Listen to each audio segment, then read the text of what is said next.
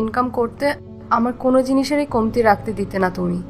Even আমার জামার যদি কোথাও সেলাই খুলে যেত, সেই জামাটা তুমি আমাকে দ্বিতীয়বার পরতে দিতে না। আমাকে কোনো কাপড় তুমি রিপিট করতে দিতে না। তাহলে আজ আমি তোমাকে এভাবে কি করে দেখি? তুমি এখন ছেঁড়া শার্ট পরে আছো।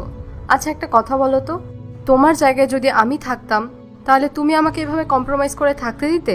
তাহলে এখন আমি তোমাকে এভাবে কি করে দেখব? রোহান, তুমি আমার হাজবেন্ড। তুমি ইনকাম করো বা না করো তাতে কিচ্ছু যায় আসে না। রোহান, কিচ্ছু খারাপ হয়নি, সব কিছু ঠিক আছে।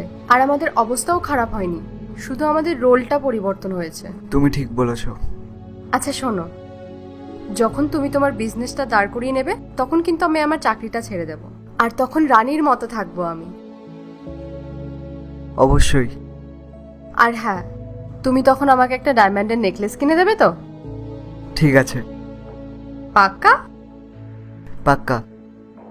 চলো তাহলে যাওয়া যাক। চলো।